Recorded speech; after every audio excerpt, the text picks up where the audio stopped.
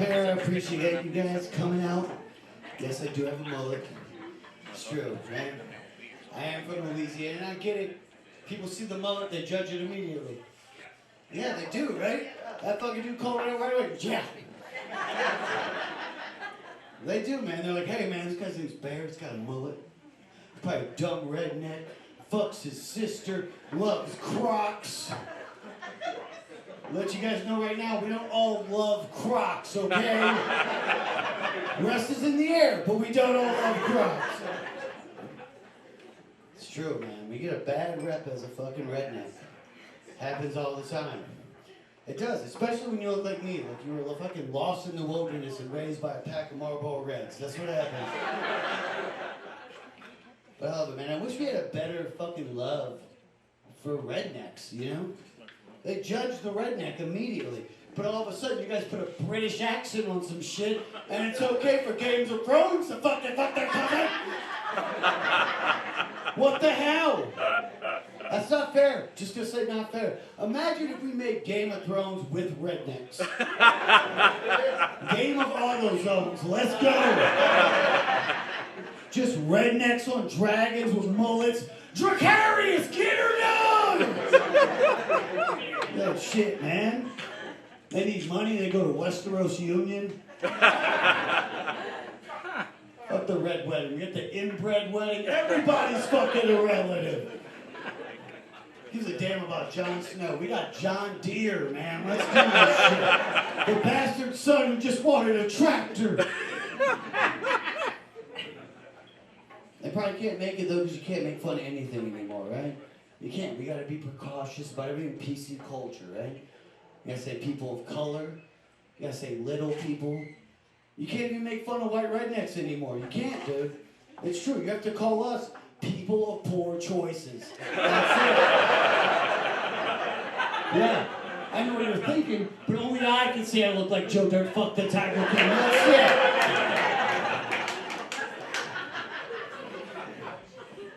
Judging rednecks, man. It's tough, man. Grew up with a redneck family.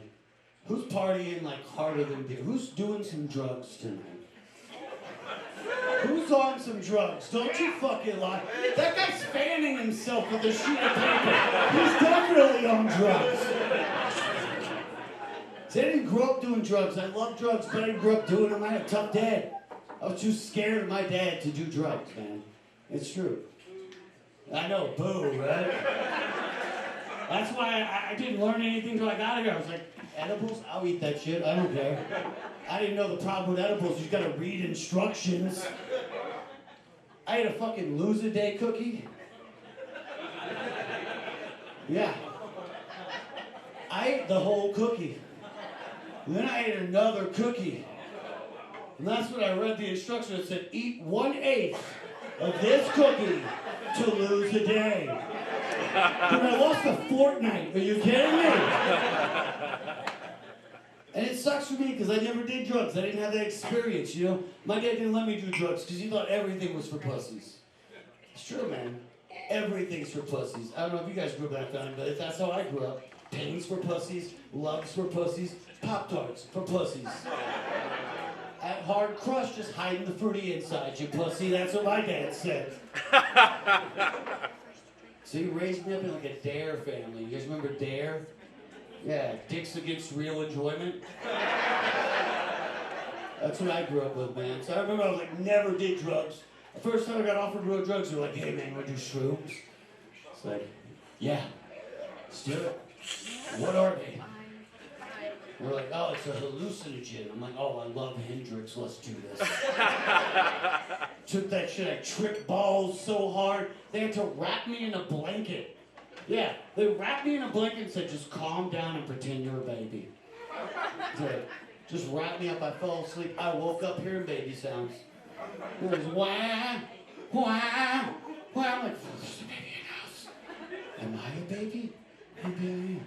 No, I got this. What time is it? Oh, it's 3 a.m. That's fine. I'll go wake my dad up. Tell him there's a baby in the house. He'll get it. Yeah. And I planned it out too. I like walked through. You ever get like so nervous to talk to your parents? Like, I'm gonna walk through this story. I'm gonna say it right. I was like, Dad, hello, I know it's late. Knock, knock. No, wait, knock, knock comes first. All right. Knock, knock. How are you today? I think there's a baby in the house. I kicked the door and it was like, there's a baby in the house, wake up! He jumped out of bed, half a ball hanging out of whitey tighty. He had a brain getting strangled. What are you on, son? I'm like, oh shit! I ran from him, he chased me down the hall. I tripped over a fucking beanbag chair, dude. Yeah. And inside that beanbag chair was a baby. Yeah, a baby in a beanbag chair. Because apparently my sister asked my dad to watch her baby because she was too drunk. Yeah, but he forgot the baby because he was too drunk. It sucked, man. But I learned an important lesson that day, guys. I learned that drugs save lives.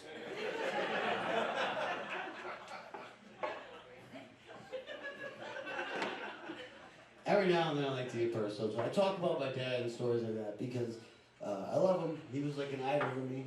I looked up to my dad. He was like, you couldn't beat him. He was the toughest dude I knew, you know? But right now he's in the hospital. He's sick. And a stroke, yeah.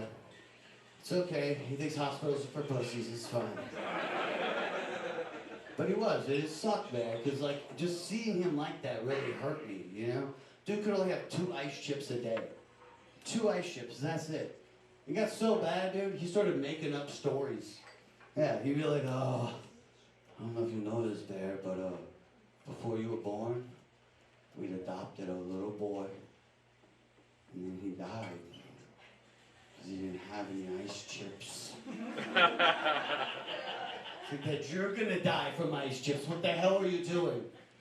That's the way he was, man. You learn a lot about your parents when they're sick, too. They tell you stuff you really don't want to hear. It's true, man. Yeah, that's my dad was like, hey, I want you to open up to me, tell me something to make you feel comfortable. I know you're dealing with it. He was like, are you sure? I was like, tell me anything.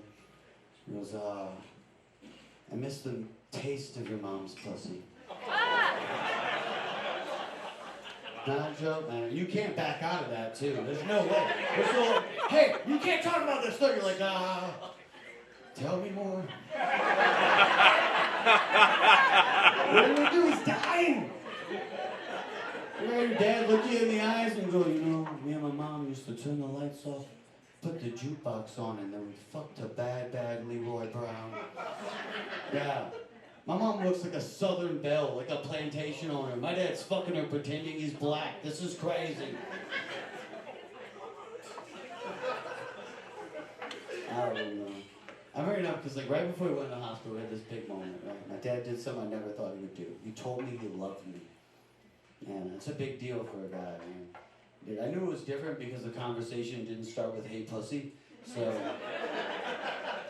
a little bit like this. It was like, I was like, hey, Dad, how's it going? He was like,